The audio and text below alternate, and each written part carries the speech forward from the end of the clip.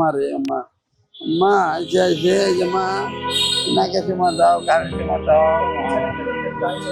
মা এটা আমরা রাস্তায় আমরা সরকার জেরিতে পাল্টাছি ওই টিএজিতে আদি মুদি টোকে আইনা খাওয়াই।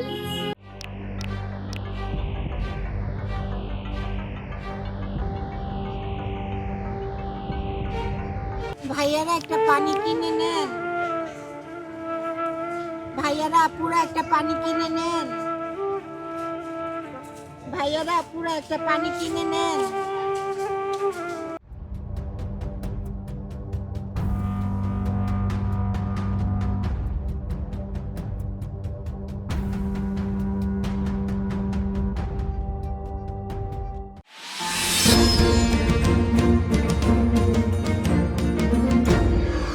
গাড়ি ধরার কারণ হয়েছে আপনার গাড়ির ভিতর বসে ছিল ড্রাইভার, সার্জেন আইসে ড্রাইভারে ধাক্কা মারছে। ড্রাইভারে ধাক্কা মারার পরে ড্রাইভারের নিচে পড়ে গেছে। নিচে পড়ে যাওয়ার পরে ড্রাইভারে তো আর বুঝতে পারে না, ড্রাইভার উঠটা সার্জেন ডিমাইট শুরু করছে। ঘটনা ঘটছে আপনার 9টা-10টার দিকে ফার্মগেট ওভারব্রিজের নিচে। কি কমু ভাই, সেটা তো আমরাও বুঝি নাই ভাই। এই বুঝতে পারে না দেখে এই পর্যন্ত গাড়িটা ডাম্পিং হইলো। আর যে পোলার লোক আত্মাহত হয়েছে সার্জেনের, ওই পোলায় তেজগাঁ থানায় আটক আছে। কারণ ওই যে শাস্তি, এটা ডাম্পিং 1200 টাকা ডাম্পিং হবে, প্লাস ওই আসামি আবার গিয়ে গাড়ি আনতে হইব। আসামি যতদিন খাটবো তারপরে বাইরে আপনার গাড়ি নিব। মানে আইনত নিয়ম যেটা আর কি, ছোট গাড়ি আর বড় গাড়ি নাই, মানে আইনত নিয়ম গাড়ি সার্জেন ধরলে ডাম্পিং হয়। নিষেধ বলতে কি ভাই, সরকার পদত্যাগের পরে তো দেখি গাড়িতে অনেকই চলে রাস্তাঘাটে। মেন রোডে তো প্রাইভেট কারের তেমন রিক্সা দেওয়া যায় বেশি। দিতে হইব ড্রাইভারে, দিতে হইব, প্লাস যদি মালিকে মায়া দয়া করে তাহলে মালিকও কিছু লইব। তার জন্য সিএনজিটা বাইন্দে নিয়ে আসছি। ওই সামনে সংসদের সামনে সিএনজি সাইড দিয়েছে, এরপর খালি গাড়ি আসতেছি, এরপর খালি গাড়ি পরে আমাদের আটকাইছে। এরা মূল জায়গায় আটকানা, মেন জায়গায় আমাদের ঢুকাই দিয়ে পরে আমরা আটকাই, এভাবে বিশৃঙ্খলাতে ভালো। কারণ মেন জায়গায় যদি আটকা তাহলে আমাদের বাপের শক্তি নেই রিক্সায় আমরা মেন রোডে প্রবেশ করবো। কথা বুঝতে পারলেন? আর এখন বলছে আমাদের গাড়ি ডাম্পিংয়ে দিব, আর গাড়ি ডাম্পিং বসলে পাঠাবো, 2-3 দিনের পরে আনতে হবো, 2 টাকা লাগবো, 2,500-2,000 টাকা লাগবো, আর 2-4 দিন মারি যাবো। এই বিশৃঙ্খলার মধ্যে আঙুরে তৈরি করে ফেলা। আর যদি প্রথম তো আমাদের আটকা মেন সড়ক তো নেই, তাহলে আমাদের বাবার শক্তি নেই যে মেন সড়কে আমরা ঢুকবো। যেহেতু আইন শৃঙ্খলা ঠিক নাই, এই জন্য এই অটোগুলো ধরে মনে করেন টাকা পয়সা মনে করেন লইয়া সাজিয়ে দেয়, 27 বেটা করে অবসর রাখে। এই লাভটা কি? একশো ছাড়ার কোনো দরকার নেই। এ দরকারটা কি? আমাকে ঈশ্বরের যেহেতু 2,000-3,000 টাকা দাম, এ নিয়ে করবে কি? এ হলে গর্দা হিসেবে, বুঝলেন? আর আমাকে লাইসেন্সও আছে, আমাকে কিন্তু লাইসেন্স আছে, ওকে কিন্তু লাইসেন্সও নেই। ওরা কিন্তু বিএপি রোডে ওঠে, এটা কিন্তু অক অপরাধ। আবার বাসও মানে না, কিছু মানে না, ধরছে বাস নিয়ে ডান পিঁড়ে ধুয়ে দেবে, হয়তো মনে করেন ব্যাংকে সুদি হালাইবে বা যেমন একটা জিনিস করবে নাকি। মনে করেন এই নিয়ে করে কি 2,000 টাকা পায়, সাজিয়ে দেয়, আবার এই সাবকে জায়গা মতো নেয়। তো এই ধরার লাভটা কি? সবাই মানুষের অরণ্য খুঁজিয়া একটা অপরাধ না? এই অপরাধটা কেনা দেখবে, তো অপরাধটা দেয় না, কিন্তু গরিবগুলো তো মরিয়ে যায়। একটা কিস্তি ছাড়াই লোন ছাড়াই একটা গাড়ি কেনে, একটা কেনে, এবারটা তো একটা দিয়ে একটা এইটা চালায়, পেট চালায়, 2টা বাচ্চা চালায়, ঠিক আছে? হয়তো নাহলে বিআইপি রোডে উঠতে দেবে না, মেইন ভিতরে চালাও, এটা সাবধান করে দেবে। কিন্তু ওই নিয়ে একজন মনে করেন এই সাজিয়ে দেয়, তাই ধরার তো না ধরাই ভালো। আজকে 20টা বছর রিক্সা চালাই, এই ফার্ম গাড়ি আমরা চালাইতাম রিক্সা, কিন্তু এনা আমাকে বেল নেই, বুঝলেন? এনা আমার গাড়ি তো ওঠে না, অটো পাইয়া এনা আমাকে রিক্সা ওঠে না। কিন্তু এই জন্য এই পার রিক্সা ওঠার জন্য কতজন ভালো, এটা কিন্তু পাবলিকে বোঝে না। কিন্তু পাবলিক কিন্তু আসলে কিন্তু বলো বেশি ওঠে কিন্তু মাইয়ারা, পুরুষ কিন্তু একটু সাবধান হয়ে যায়। এক্সিডেন্ট হয়, পুরুষটা কিন্তু ওঠে পার রিক্সা, কিন্তু মাইয়ারা পাইলে মনে করি মধু পাইছে, বুঝলেন? এই মধু পায় নাই, এরা ওই উপিটা ড্যান্সও দেয়, বুঝলেন? এই কিন্তু এখন তো এই জন্য অ্যাক্সিডেন্ট নয়, এই অ্যাক্সিডেন্টের কোনো ভয় ঠেকায় না। হ্যাঁ হ্যাঁ হ্যাঁ, মাইয়ারা একটু পাগল, মনে করেন মধু, এই মধু পাইছি, এই অবস্থা, বুঝলেন? ঠিক আছে। মারে মা চাইছে যে মা নাকে চুমা দাও গাড়ি চুমা দাও মা এটা আমরা রাস্তায় আমরা সরকার জেরিতে পাল্টাছি ওই টিএজিতে আদি মুদি টোকে আইনা খাওয়াই, আর আমগুলো লাগিয়ে রাখি। ওরা আমগুলোকে খাই, আমরা ওরা খাই, আমরা জায়গায় তা খাই। আপনার আমাদের লোকেরা আরো খাবার কিনে মিনা দেয়। তারপর মনে করেন যে আমি ওটা টোকা আড্ডি টোকায় মধ্যে এনে খাওয়াই মাংস। অনেকে আছে মাংস খায় আড্ডি ভালো দিয়ে দেয়, ওদের টোকা এনে ওদের খাওয়াই। ঢাকার ব্যস্ত রাস্তায় প্রতিদিন হাজারো মানুষকে ছুটে চলতে দেখা যায়, কিন্তু তাদের ভিড়ে চোখ পড়ে এক তরুণকে, যার নেই কোনো নির্দিষ্ট থাকার জায়গা, নেই মাথার ওপর স্থায়ী ছাদ। তবুও তিনি প্রতিদিন নিজের ভাগের খাবার ভাগ করে নেন 4টি প্রাণীর সাথে।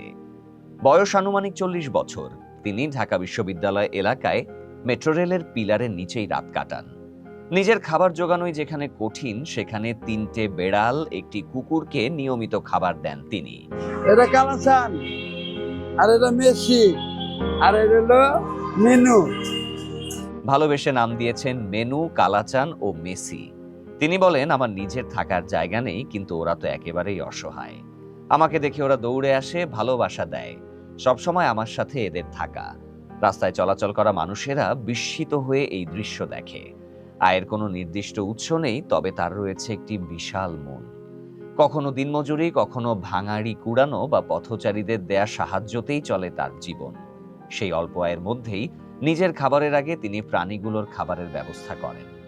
প্রাণী প্রেম ও মানবিকতার এই গল্প আমাদেরকে মনে করিয়ে দেয়, অর্থ সম্পদ নয়, আসল সম্পদ হলো হৃদয়ের মমতা।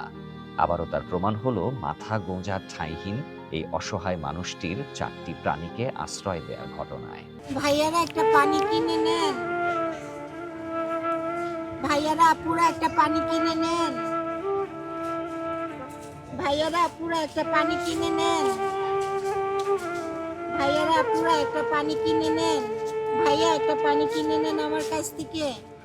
আমার ফ্যামিলিতে এখন আমি ছাড়া আর আমার আল্লাহ ছাড়া কেউ নেই। আসলে ভিক্ষাটাই সমাধান না, ভিক্ষা করেই যে চলতে হবে এমন কিছু না, ওই ইচ্ছে থাকলে অনেক কিছুই করা যায়। তো আমার আসলে ভিক্ষাটার প্রতি ওরকম একটা নাই, আগ্রহ নাই, তাই আমি পানি বিক্রি করেই চলি। এই পানি বিক্রির মাধ্যমে যদি কেউ খুশি হয়ে 10-20 টাকা বেশি দেয়, আর তা না হলে রাইট দামে পানি বিক্রি করি।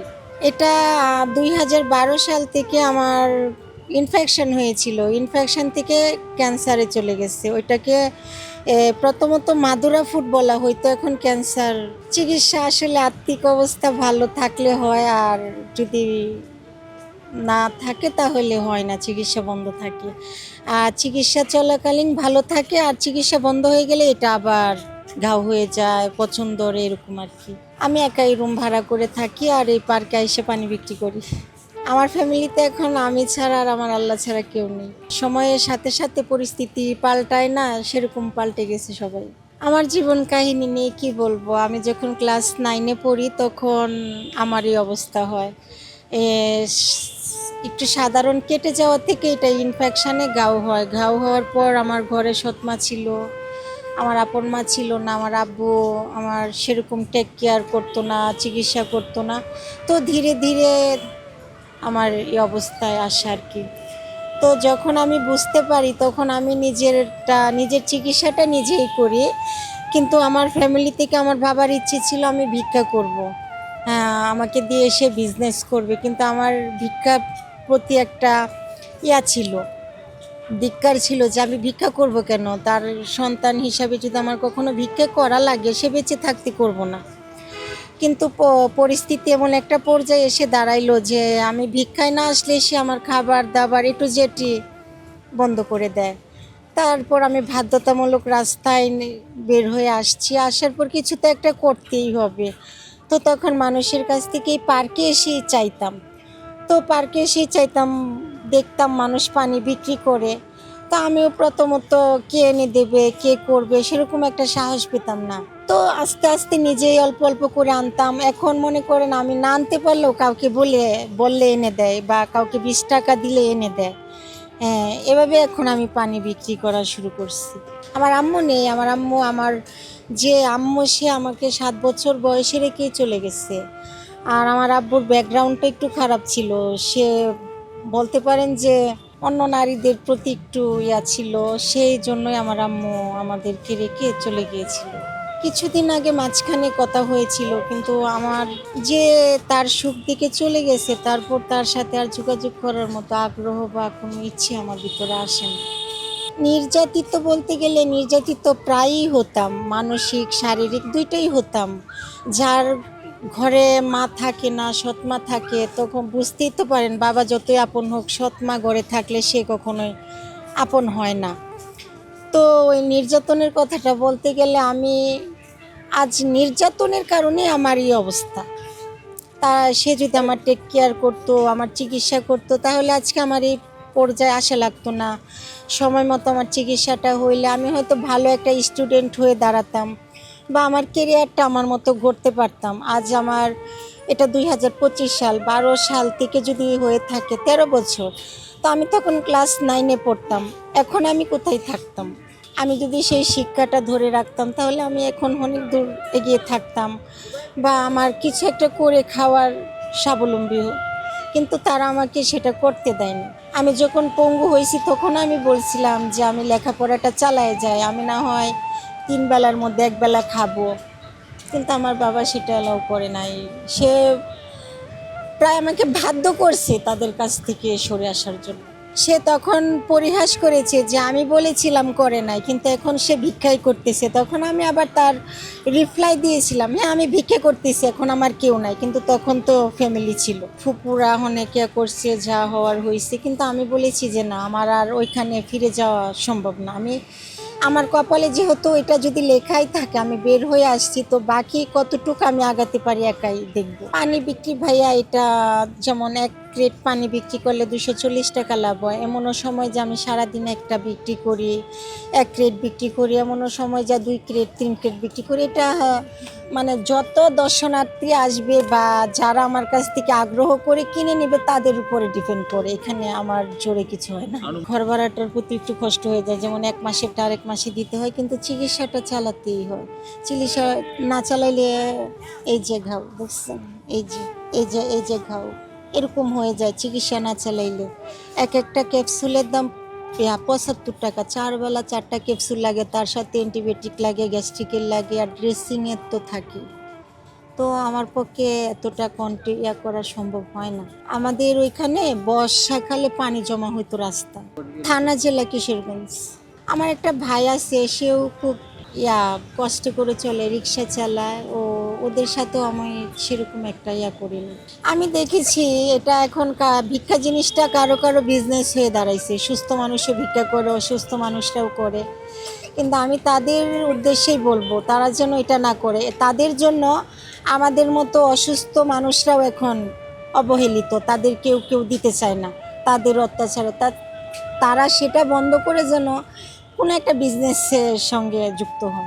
কিছুদিন আগেও একটা প্রতিবেদন নিয়েছিল, কিন্তু আমাকে এরকম সাহায্য থেকে ব্যাড কমেন্ট বেশি আসে, বাজে কমেন্ট আসে, বা কি বলবো, ওইটা আশা করি বলে বোঝাতে হবে না, ব্যাড কমেন্ট আসে। যেমন আমি একজন থার্ড জেন্ডার, তৃতীয় লিঙ্গের মানুষ, তাদের এনজয় শারীরিক এগুলোই আসে মানে তারা সরাসরি আমাকে করে বসে। আমি আসলে একটু সাহায্যের জন্য, বা তারাও আপনাদের মতো এগিয়ে এসেছিল, কিন্তু তারা আমার সাথে এরকম করেছে। তারপরেও যদি কেউ এগিয়ে আসে, সেরকম মন মানসিকতার যদি কেউ থাকে, তাহলে যেন তারা যোগাযোগ করে, এছাড়া যেন।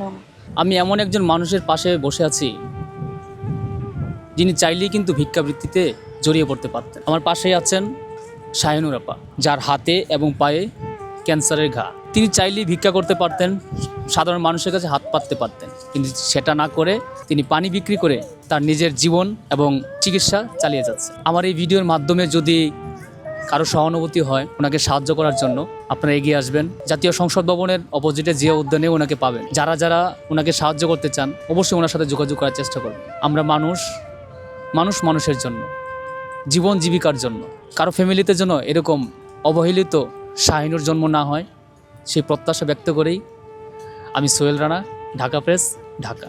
নিজের কল্যাণ, অন্যের কল্যাণ এবং আল্লাহর সন্তুষ্টির উদ্দেশ্যে সেবা দিতে হবে। সোনার বাংলা প্রতিটি মানুষের সমমর্যাদা, ন্যায্য অধিকার নিয়ে বাঁচবে। ধনী গরিব বৈষম্য হ্রাস করাই হবে রাষ্ট্রের অন্যতম দায়িত্ব।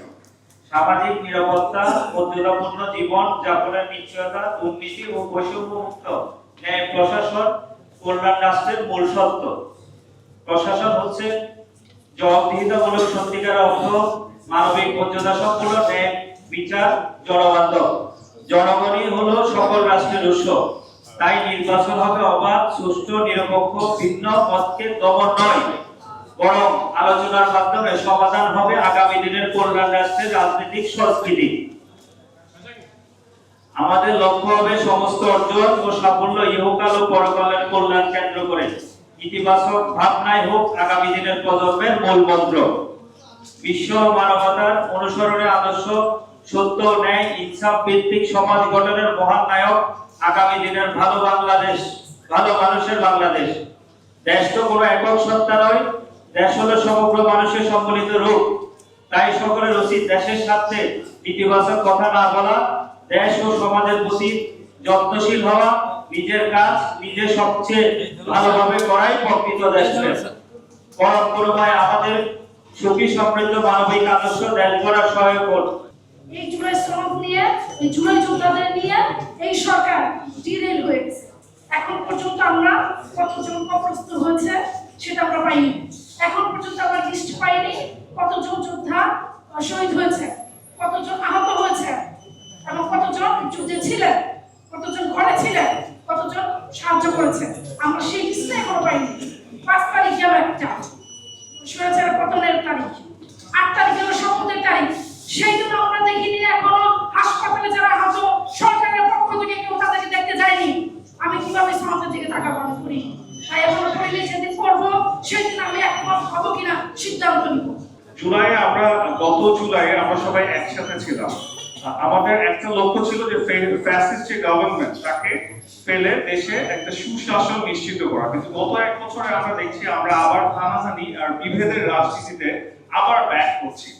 আমাদের মূল লক্ষ্য ছিল যে দেশটাকে একটা সুশাসনের পথে এবং একটি সুসরকার গঠন করে গুড গভর্নেন্স দেওয়া। তো সেখানে যদি আমরা আসলে যেতে চাই, আমাদের এই মূল লক্ষ্য যেটা ছিল যে ফ্যাসিস্ট গভর্নমেন্ট যে 15 বছরের মনস্টারটা ক্রিয়েট করে রেখেছিল ওখান থেকে সরে আসা।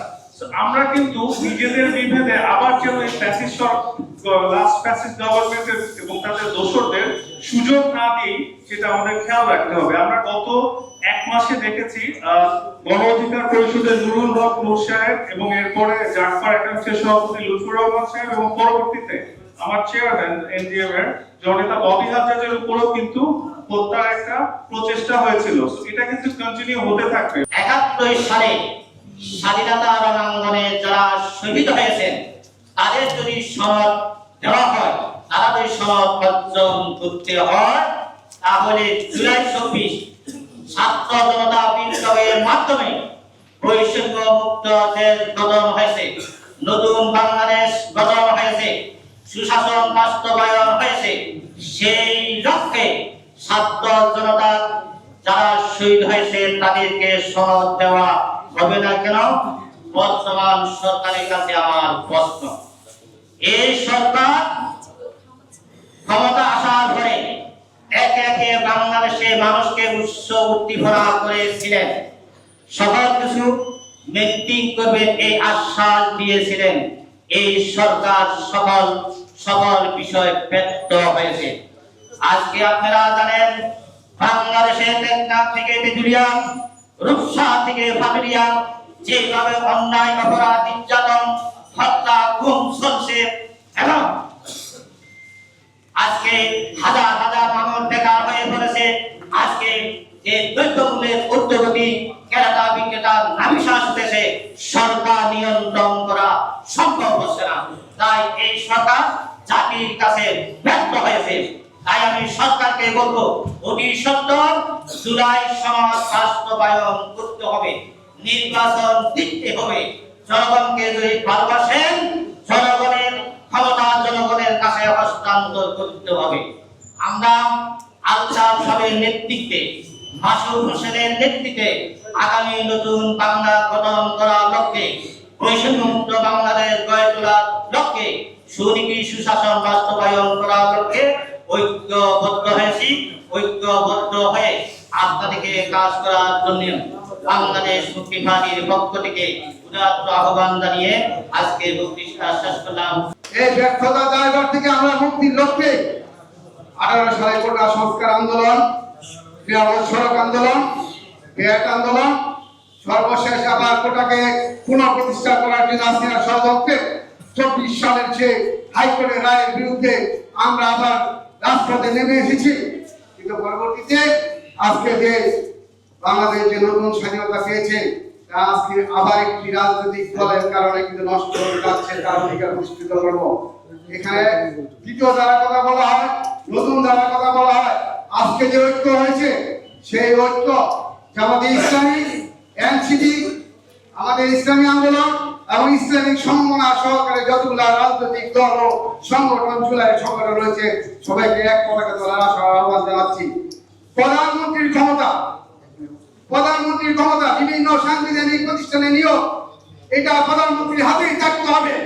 আমরা নতুন প্রজন্ম এটা মানবো না।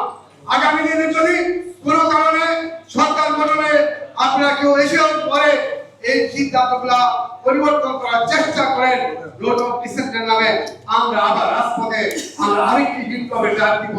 এই সভা থেকে কিন্তু আমরা অগ্রিম জানিয়ে দিচ্ছি, আমরা কিন্তু ছাত্র জনতা ইতিমধ্যে আমাদের ভিতরে এটার প্রস্তুতি আছে।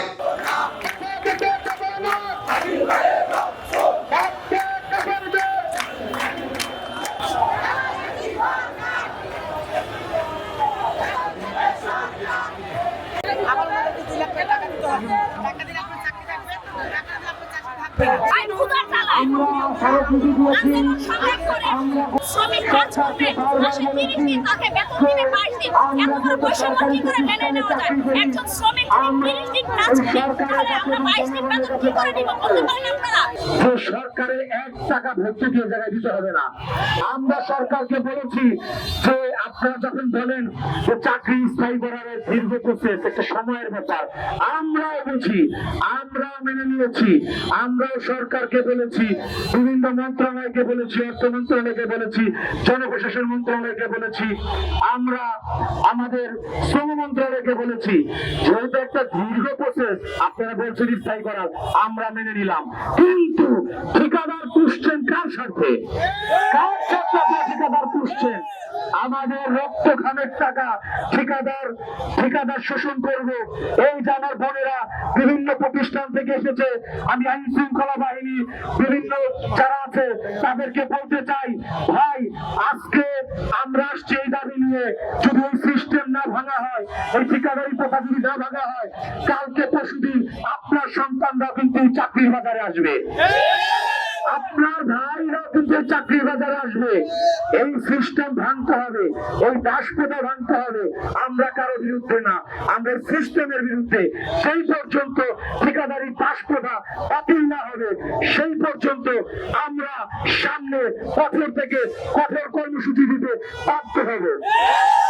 15 দিন ধরে আপনারা কষ্ট করে অবস্থান করছেন এবং আমরা আশা করেছিলাম যে আপনারা মিনিস্ট্রির সাথে বসে একটা কোনো নেগোসিয়েশন বা একটা কোনো প্রস্তাবনায় আসতে পারবেন।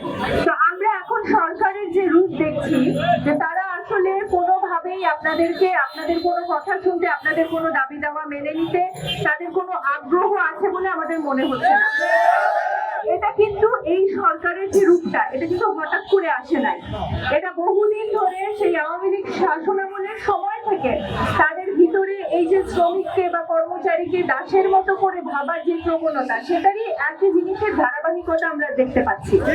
তার মানে আওয়ামী সরকারের পতন হয়েছে ঠিকই, কিন্তু আমরা বারবার বলে আসছি যে সচিবালয়ের ভিতরে যারা জমিদার প্রথা চালু রেখেছেন, সচিবালয়ের ভিতরে যারা মাফিয়ার জীবন যাপন করে, সচিবালয়ের ভিতরে যারা ঘুষ নিতে অভ্যস্ত হয়ে গেছে, সচিবালয়ের ভিতরে যারা আরাম আয়েশে জনগণের পাবলিকের ট্যাক্সের টাকায় গাড়ি চড়েন, যাদের গাড়ির তেলের টাকাটা পর্যন্ত আমরা দেই, তারা কিন্তু তাদের সেই আরাম আয়েশ রাজা বাদশাহ জমিদারের যে জীবন যাপন, সেখান থেকে তারা এখনো বের হয়ে আসতে পারছেন না।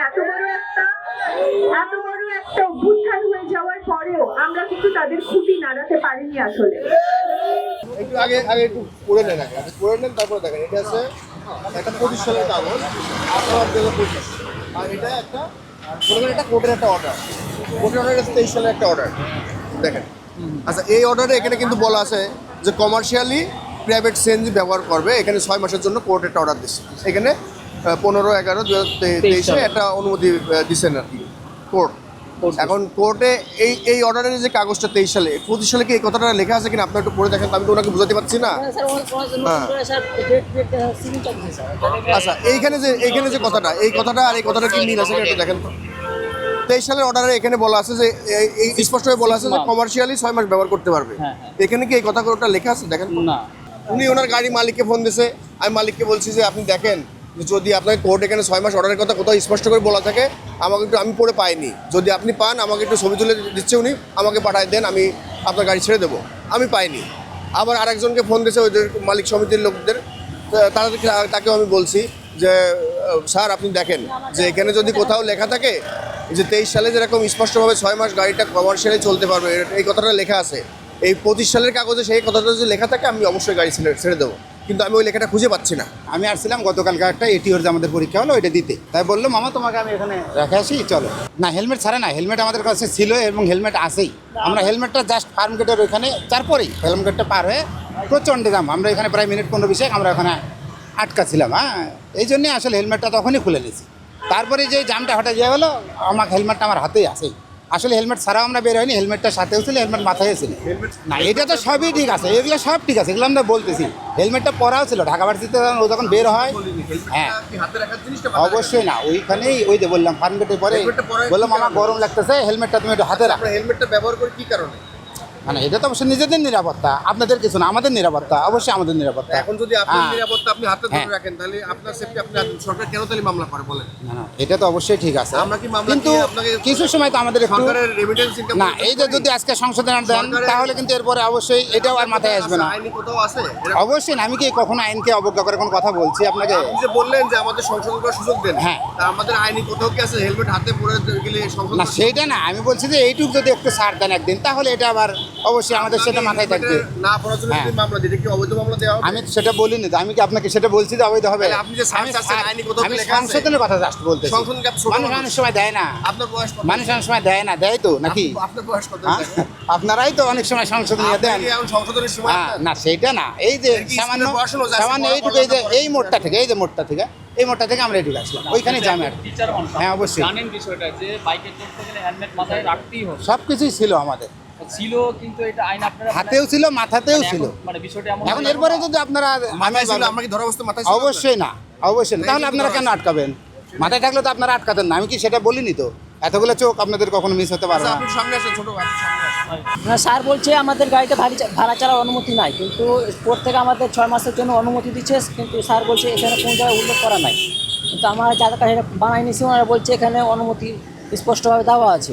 ওটা তো এখানে অনুমতি দেওয়া আছে, আপনারা 6 মান্থ আপনি ইউজ করতে পারবেন, কিন্তু হ্যাঁ সেম এখানে যে লেখাটা আছে তাহলে এই সিগনেচারগুলো স্যার মানে কি স্যার? সেটা তো আমরা জানি না, আমি তো অতটা বুঝি, আমি তো গাড়ি চালাই, আমি অতটা বুঝতাম তা আমি স্যার চাকরি করতাম, তাহলে কি আমি গাড়ি চালাইতাম? আমি তো মালিক পক্ষে জানি, মালিক পক্ষ আমাকে এটা শো করতে বললো স্যারের সামনে, স্যারকে তো এটা শো করলাম, স্যার তো এটা মানতে চাচ্ছে না, কারণ আমার কিছু করণীয় নয়। এখন স্যার যেটা করবে সেটা আমাকে এখন যেটা দিয়েছে কোর্ট থেকে আমি সেটাই তো দিতে পারবো, আমার যেটা দায়নি সেটা আমি দিতে পারবো না। এটা যদি কোর্ট পৌঁছে যায় আবার বলতে নতুন উল্লেখ করে দিতে হবে, কোর্টেরা ভালো বুঝে, আমরা তো বুঝি না। ওনাদের যে মালিক সমিতি আছে না, প্রাইভেট সিএনজি মালিক সমিতি, ওই মালিক সমিতির কথা বলছি। যে মালিক সমিতি যারা আছেন ওনারা আমাকে বললেন যে এটার অনুমতি আছে, তা আমি ওনাদেরকে বললাম যে স্যার আপনাদের যদি অনুমতি থাকে তাই এটা লেখা থাকবে এখানে, তা আমি কোনো এরকম ধরনের কোনো শব্দ বা লেখা পাইনি যে কমার্শিয়ালি ইউজ করা যাবে। এখন আপনাদের স্পেশালি কোনো লেখা থাকলে আপনি ছবি তুলে পাঠান, ওই ড্রাইভার সাহেব ছবি তুলে পাঠালে যদি এরকম কোনো শব্দ থাকে আমি ছেড়ে দেবো। এটা সড়ক পরিবহন আইনে ধরেন প্রাইভেট সিএনজি ভাড়ায় চালিত নিষেধ, এই ভাড়ায় চালানো নিষেধের মামলা হয় 92 ধারায় আমরা মামলা দিই, ঠিক আছে? সেই ক্ষেত্রে মামলার পরিমাণ 1000 টাকা বা 2000 টাকা আসে। ওই মোটরসাইকেল যেরকম মামলা হয়, হেলমেটের মামলা যে ধারাটা, ওই ধারাটায় একটা মামলা দেওয়া হয়, ওই আমাদের কমিশনার স্যারের নির্দেশে প্রতিবন্ধকতার মামলা দেওয়া হয়।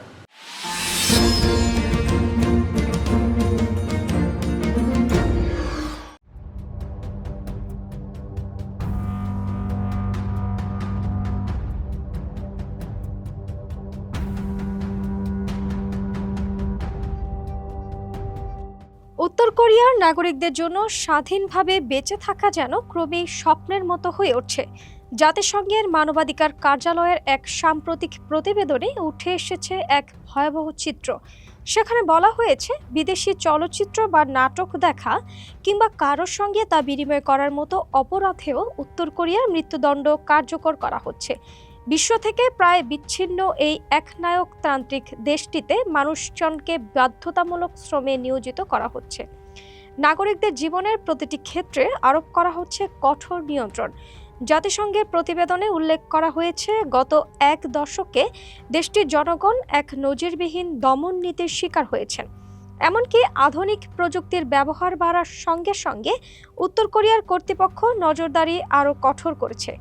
জনগণের প্রতিটি পদক্ষেপ এখন সরকারের কড়া নজরদারির মধ্যে।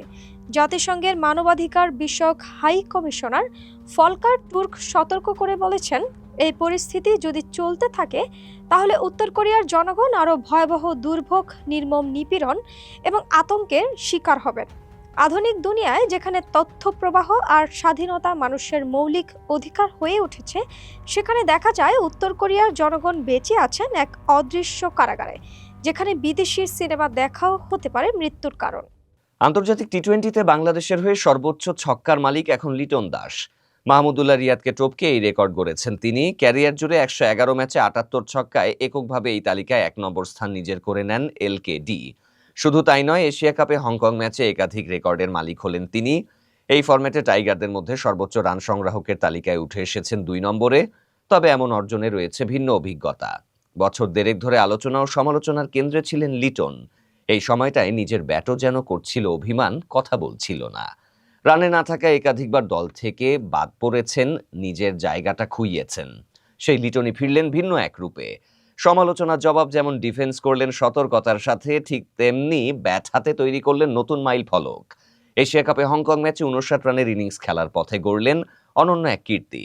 টি-20তে বাংলাদেশি ক্রিকেটারদের মধ্যে সর্বোচ্চ ছক্কা হাঁকানোর তালিকায় সবার প্রথমে উঠে এলো লিটনের নাম। এ ম্যাচে মাহমুদুল্লাহ রিয়াদের সর্বোচ্চ 77 ওভার বাউন্ডারির রেকর্ড টপকে যান লিটন। 111 ম্যাচ খেলে 78 ছক্কায় এককভাবে শীর্ষস্থান নিশ্চিত করলেন টাইগার উইকেট রক্ষক ব্যাটার। আর 77-6 হাঁকাতে রিয়াদকে খেলতে হয়েছে 141 ম্যাচ। হংকং ম্যাচে কেবল এই কীর্তিতেই সন্তুষ্ট থাকেননি এলকেডি, নাম তুলেছেন একাধিক রেকর্ড বুকেও। টাইগারদের হয়ে আন্তর্জাতিক টি-20তে রান সংগ্রাহকের তালিকায় 2 নম্বরে উঠে এসেছেন তিনি। এখানেও মাহমুদুল্লাহকে পেছনে ফেলেছেন। 2496 রান নিয়ে লিটনের সামনে আছে কেবল সাকিব আল হাসান।